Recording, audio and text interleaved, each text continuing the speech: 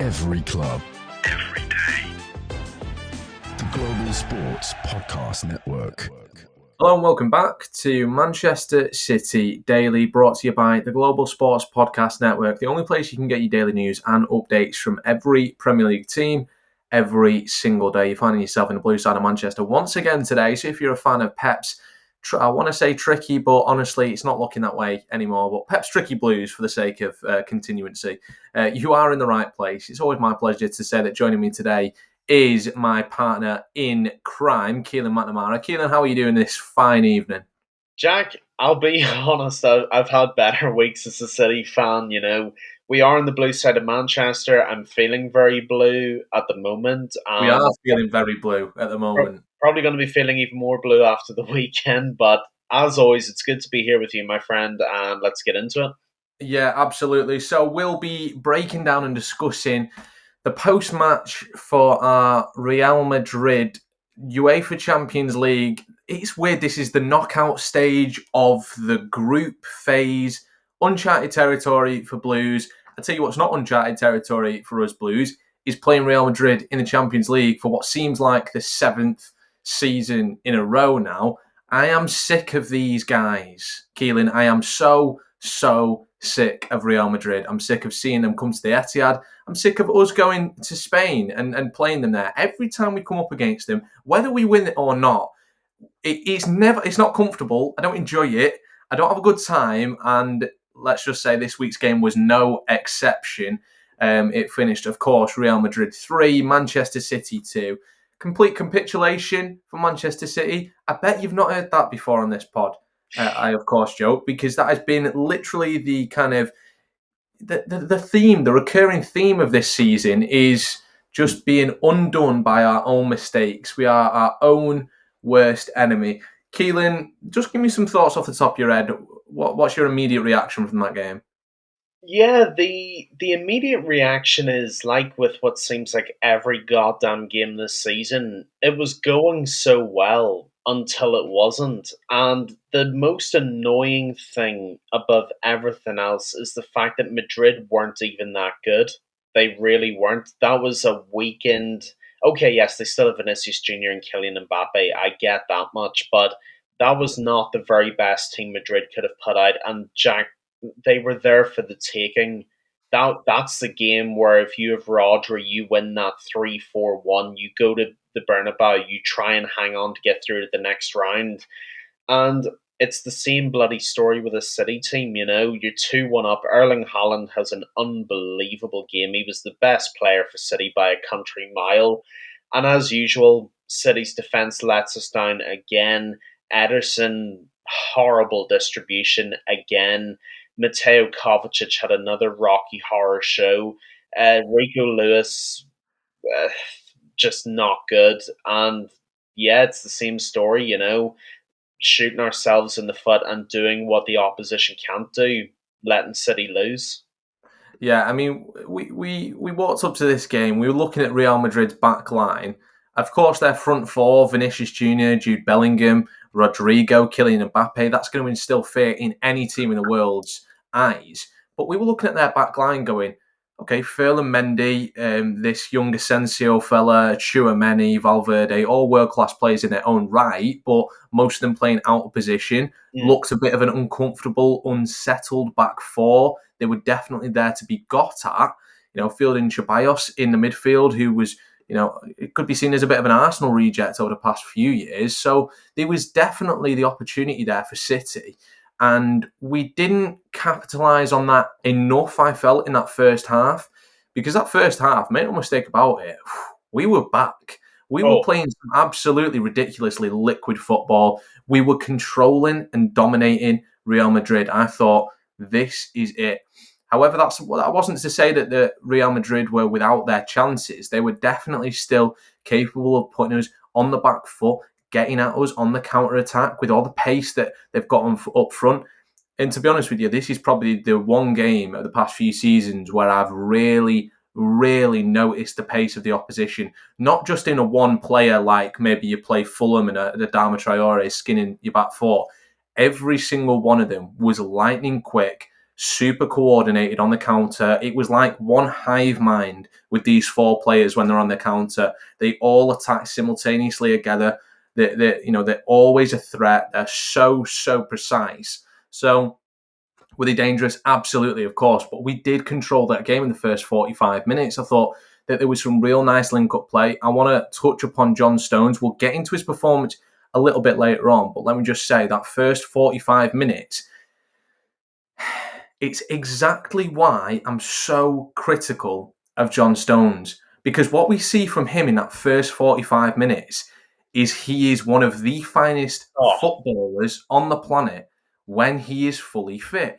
We saw that performance reminded me of the performance that he put in the Champions League final against Inter Milan. He played in the midfield, super calm, super composed, and not only that, everything went through John Stones.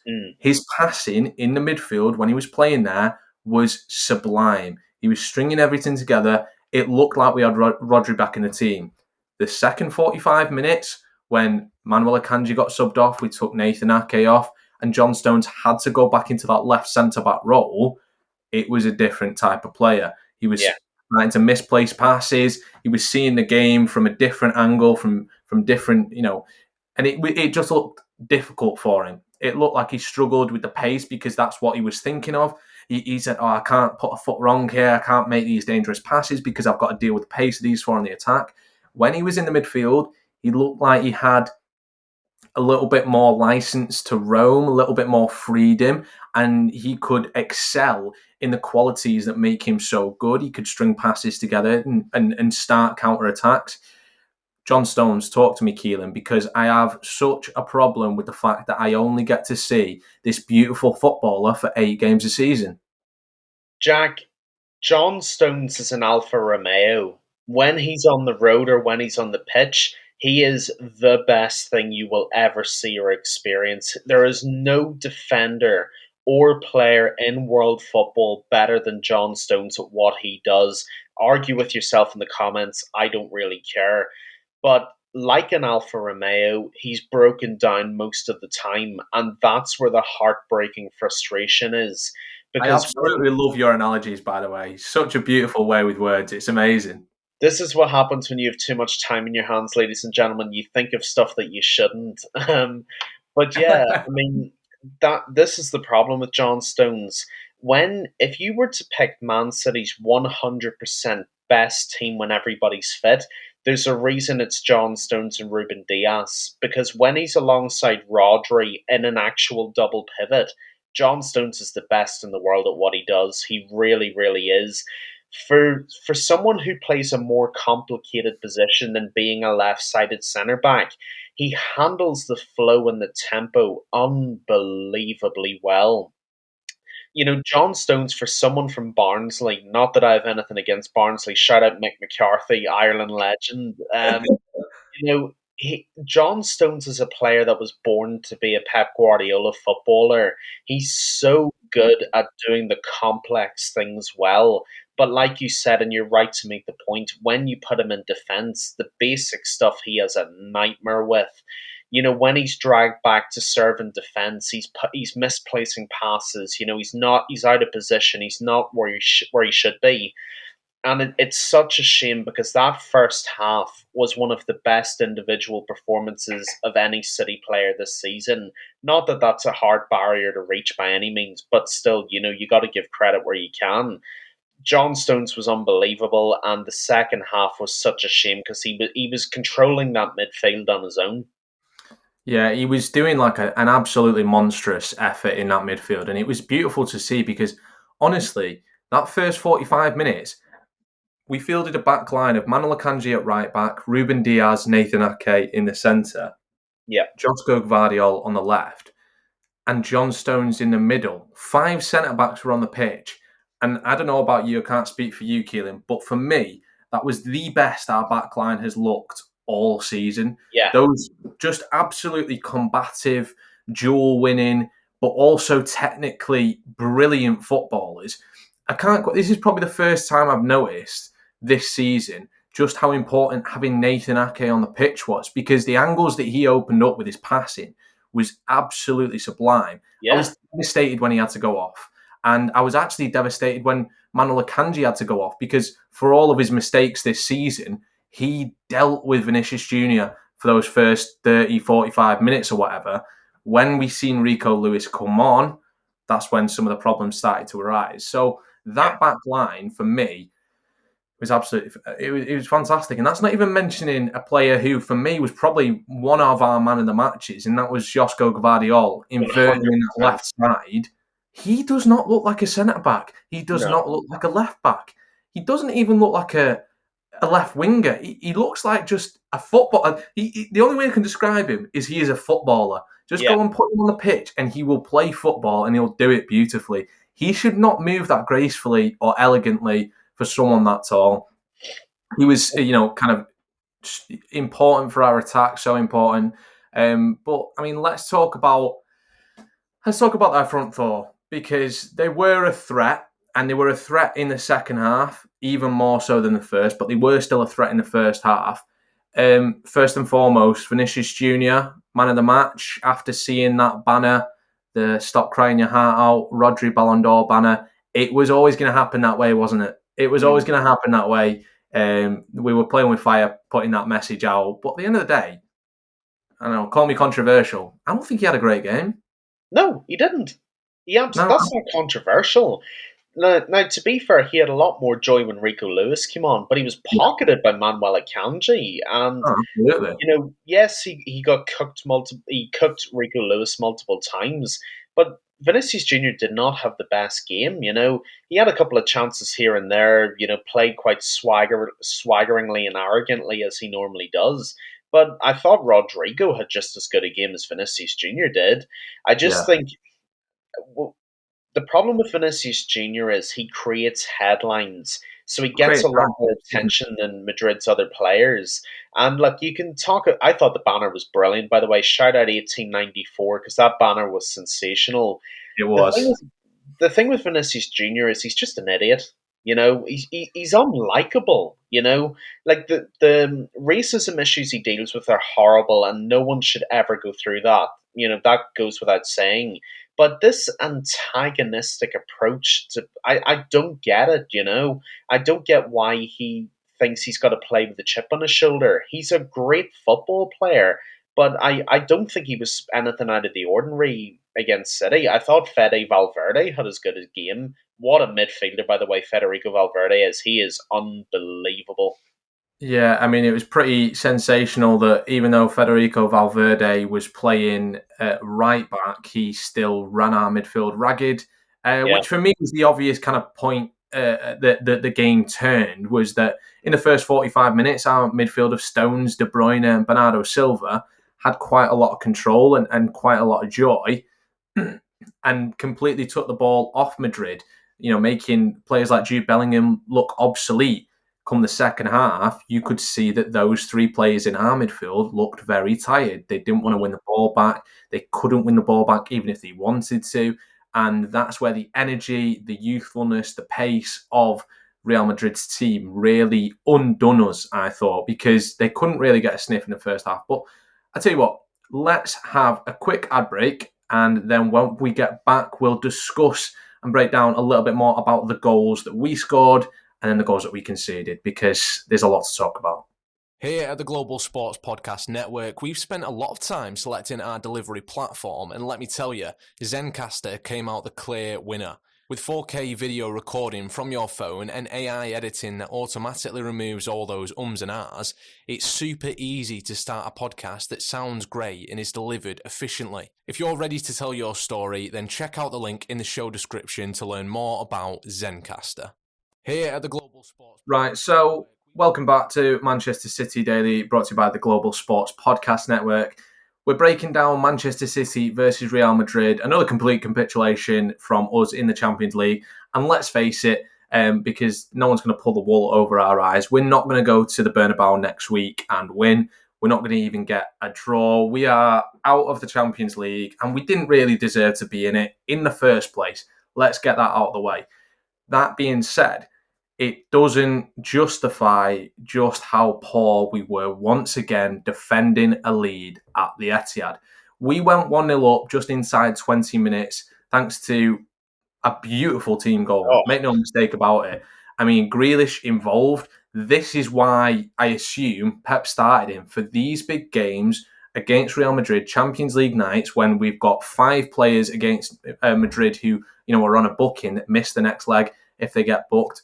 They didn't get booked. Referee wasn't having none of it. But Jack Grealish tried to do his thing. Regardless of that, he was involved heavily for the first goal. A beautiful flighted ball over to the top of the defence, brought down phenomenally by Josko Gvardiol, who chested it down for Haaland to put it back into the net. When I was in the stadium, this was one of the longest VAR calls I've ever seen. We were sat there waiting for about 5-10 minutes just for them to say it's a goal, whatever. It was a brilliant team goal, and that's kind of where it ended, didn't it, Keelin? unfortunately, yeah. As a goal, it's one of the best moments I've seen all season. Jack Grealish has had a lot of criticism from the media and various other people. I thought he had a really good game doing what Jack Grealish does best. Obviously, he clips this unbelievable ball into Josko Vardiol, who's in the 18-yard box of the opposition, which I love. Just a guy that played too much FIFA Street growing up, but I wish we had more players like that. And he for a defender, his control is just something unreal. Like you said, he chested down for Haaland, who takes a brilliant finish and rifles it past Thibaut Courtois. The VAR check was an embarrassment, but the goal was given, which is the important thing. And look, City probably should have been 2-0 down by the time that goal was scored, but as a goal, incredible. One of the best team moves I've seen City do all season. Yeah, it's frustrating, really, because the first half we did create a lot of chances going forward. You always had that feeling that if we didn't capitalise on these, they would come back to bite us. Going into half time 1-0 up, were you at all confident? No, to be honest, I wasn't. And the reason I wasn't confident was I knew eventually Pep would go to Mateo Kovacic and Ilkay Gundogan and probably Rico Lewis, and one of them would probably mess something up, which unfortunately they did with a certain degree of inevitability. Now, listen, the first Madrid goal is just bad luck. I'm not going to blame anybody for that.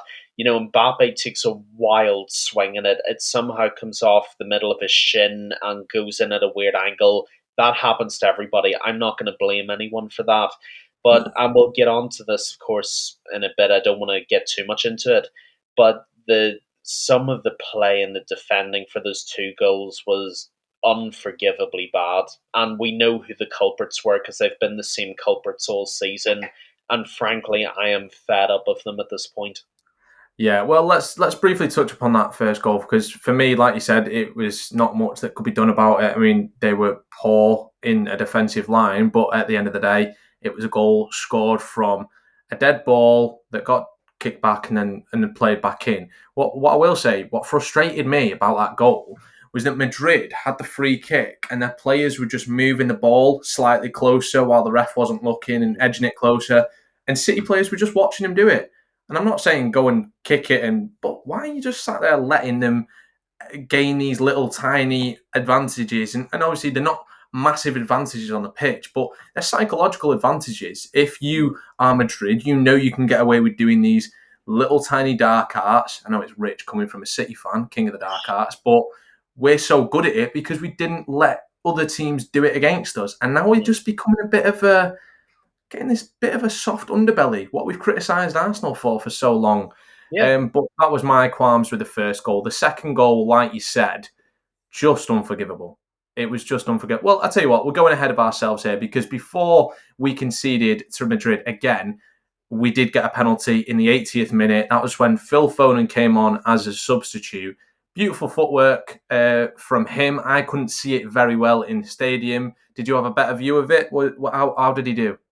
Yeah, so Foden, as he did coming in from the right wing, did brilliantly. He took that sort of 2 touch from the left to the right foot in towards the centre of the penalty box. I think it was Danny Ceballos that hit him, and it was sort of like a thigh to thigh sort of. It's a bit of a weird one to describe. He sort of hit Foden's thigh with his thigh. That's Right. why Foden was down in the ground and it looked like he had a bit of a dead leg, but that's Yeah. what happened. And credit to the referee, he made the right decision. It was a penalty. His right foot was just inside the penalty box, so it was a penalty. And like I said, all credit to Erling Haaland, because on the biggest occasion, he delivers. And when he's given a chance, he doesn't miss it, you know? That's the biggest pressure point of the season up until now. He gets a penalty against maybe the best goalkeeper in Europe in Thibaut Courtois, and he makes it look easy. And that's why Haaland earns every penny of the money that he gets from this new 9.5 year deal. Credit to him. He took the moment on with both shoulders and he handled it with flying colours. Yeah, it was a massive moment really for him, because the atmosphere around the ground at the time, at least on where I was sat, coming from me a lot really, was that I wasn't confident in his ability to put this away. We've seen at times this season and last, he has missed the odd important penalty, but it just feels like his mentality at the moment is 10 levels higher than any other player in this City team. For me, it 100%. just seems like he is the only one that really wants us and believes that we should be back to where we were last season, to where we were the season before. Yeah. Him, Ruben Diaz, a select few, but him he really just feels like he's the one spearheading the team. He's dragging us to finish lines, and even though we don't get to those finish lines because the rest of the team capitulates, I cannot praise Erling Haaland enough, because without him this season, there would be very, very little for us to be smiling about at this time. So a brace against Madrid. Of course, we lost in the end, but all credit to Erling Haaland. He's been fantastic this season. He was fantastic again in the midweek. But I so wish it had ended 2-1. It would have been a fantastic story. And we would have a little glimmer of hope going into next week. But it didn't end 2-1, did it, Keelin? Because No. in the 86-minute mark, Ederson, what are you doing? What frustrates me most is he'd actually had a really good game up until that point. He'd made some key saves. His distribution had been pinpoint perfect up until that point. And he played a drop ball. Ederson never plays a drop ball. He never drops it and kicks it. He always places it, takes a big step back and puts a perfect pass. Why did he do that? What was going through his head? I have no idea. It went straight to a Real Madrid player, and yeah, the rest was history. Keelan, what were you thinking when that goal went in? Well, it's so weird, and I can't really explain it. Maybe it's just my pessimism from this season. The second I saw that Brahim Diaz was coming on, I thought, yeah, something bad's about to happen here, because it's City. Of course, Brahim Diaz is going to come on and equalise. And to my horror, that's exactly what happened. You know, Ederson gets a real innocuous pass back to him. Like you said, he plays the drop ball, which is weird in itself. And then, for whatever reason, I genuinely don't have an explanation.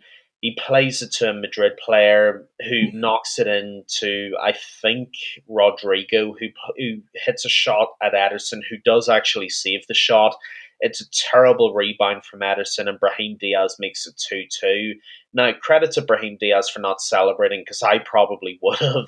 Yeah, I was thinking that when I was watching the goal. He only spent 5 minutes here at City, to be honest. Of course, he did come through our academy, but I wouldn't have had anything against him if he'd celebrated, to be honest with you. No, not at all. I mean, if that was me, I certainly would have, because I would have looked. But either way, I respect Brahim Diaz for that, and he took his opportunity. But I think, Jack, and this is part of a much wider discussion, in the summer, Ederson's gone, and Stefan Ortega's probably gone as well, because the whole team has been bad at times, with the exception of probably Vardiol and Erling Haaland. But our goalkeeper situation has been the worst I can remember since probably Costel Pantilimon. That's how bad it's been. We will remember you, Costel Pantilimon, all Never 6'9" of you. Never forget you. Hey, but listen, me and you have been flying the Diogo Costa flag very high for a forget. long time, Keelan. Maybe we'll get our wish come true in the summer. It certainly looks like we'll need to refresh that position, regardless of if it's a number one or a number two. But hey, maybe Ederson might be looking for that last big Saudi paycheck. Who knows? He certainly deserves it. He has been a stellar stellar character for the club. He's achieved everything, but he has been poor this season. And I'll tell you, has not been much better at time. No. I mean, particularly against Arsenal, for me, that was the worst I've ever seen Ortega play. He was Oh, it was absolutely horrible. but listen, it didn't even end 2-2, did it, Keelin? It ended 3-2, 92nd minute. Jude Bellingham scores the winner thanks to... Well, I'll tell you what, I'll let you talk about this one because it was an interesting choice, shall we say, to play a mid-air back pass from, I'd say, your favourite City player ever, Mateo Kovacic. Uh, I swear to God, fire Mateo Kovacic into the sun and fire Ilkay Gundogan in with him. The second those two came on, I thought, yeah, we're going to bottle this. Something, we are not winning this game without a shadow of a doubt. In fact, you know what? For the rest of the season, play Nico O'Reilly instead of Kovacic. Do you know how bad this is, Jack? You want to know how bad this is? How bad is it? Play Mateus Nunes instead of Kovacic. I am sick of this guy. I am fed up of seeing Mateo Kovacic mess up pass after pass after pass after pass. He was a reject at Chelsea. He was a bench warmer at Chelsea. He didn't even make the squad for most of Madrid's Champions League finals, and somehow he's good enough to stay in City's midfield. How do you make that make sense to me, Jack? Make it make sense. This midfield used to be Kevin De Bruyne, who is still brilliant. I still love Kevin. Fernandinho, Rodri, and David Silva, our Lord and Savior. How have we gone from that to this? You Oh, you know tell what? me. Every time David Silva's name gets brought up, I feel so sad because how much we would love a player like him, Oh, El Maggio, in our team right now. But at the end of the day, we wouldn't have had any of that trouble if Leighton Orient player hadn't tried to snap our new signing in half the other day. But listen, we are where we are because of injuries, and we conceded that goal. When the ball got played to Rico Lewis, I do feel a little bit bad for him because he was played one of the worst hospital passes of all time. yeah, But when it went into his path, I just knew that they were nicking it off him. Because for me, Rico Lewis, for all of his technical brilliance, he is what I describe as a nervous player. yes, he I is. get nervous watching him. He looks nervous playing. And it's okay when we're playing teams who are scared of playing Man City because they will sit back, let us have much of the ball, and that completely just propels all of Rico Lewis's brilliance into our eyes. We can see how fantastic he is on the ball because we have so much of it. When we're playing teams this season that aren't scared of us, and let's face it, that's every team that we've played this season. No one is scared of us anymore. They Yeah, will get at us, and when they do, Rico Lewis looks nervous. So hopefully next season, it will look a lot better for City. It will look a lot better for Rico Lewis. But this season, boy, oh boy, he has looked poor. Through oh no yeah, fault of his own, it's just not been going the way this season. I know Pep says he can't rest him. Boy, does that lad need some time on the sidelines. He needs yeah. a big, long rest. So I do feel sorry for him. But fortunately, we're in the position we are in now. We've got rid of Kyle Walker to AC Milan. Manuel Akanji, our makeshift right back, has just gotten injured again. He'll be out for about 6 to 8 weeks with a muscular injury, I believe it is. The injury woes don't stop, do they, Keelan? They just keep coming and they just keep piling on. Yeah, I mean, unfortunately they do. But the thing is, Jack, the injuries are bad. Don't get me wrong. When you lose your best player, you're never going to be the best version of yourself. That goes without saying. But what this season for me has shown and exposed, and I don't want to go too far with what I say because if I lose my head, I will lose my head. But what this season has shown is the amount of passengers and clingers on there are in the City team. And you made the perfect point there now. The fear factor's gone. We used to be not this might not be the best expression, but we used to be the school bullies in the yard and nobody wanted to mess with City. And now we're the skinny kid that everybody wants to pick on and have a piece of. And that's with Rodri being gone, because Rodri was one of the only few players that held that team together, pushed the team forward, and demanded the best. it is unacceptable how bad most of this City team have been. Ilkay Gundogan has been disgraceful. I love him very much and I will always appreciate him, but I don't know who the hell came back from Barcelona because it's not the same player that left. Mateo Kovacic has been even worse. He's been trash, quite frankly, and I'd give him away for nothing if I could. Mateus Nunes I never wanted, but I can't blame him for his right back issues because he just isn't a right back. It's not really his fault. The goalkeepers have abandoned us. They've just been really, really bad. There's not really much to say. We have players made of glass. The midfield.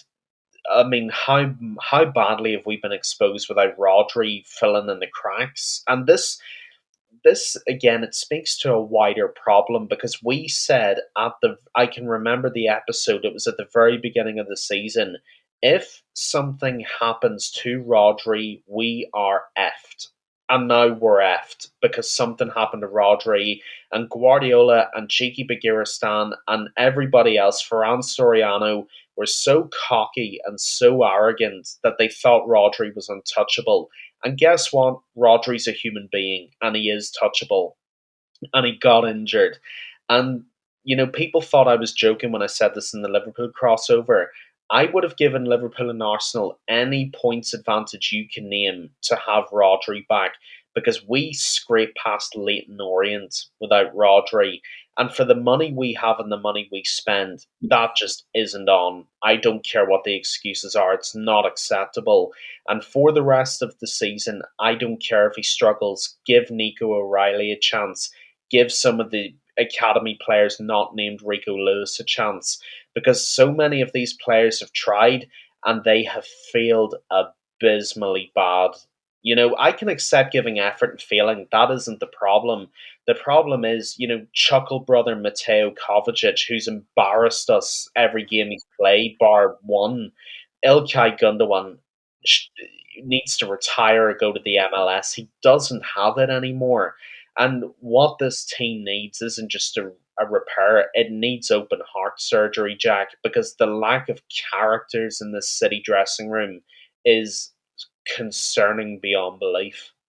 Yeah, I'm gonna have to retitle this episode to Keelin goes on 10-minute rant about Mateo Kovacic. Have that Arsenal fan TV.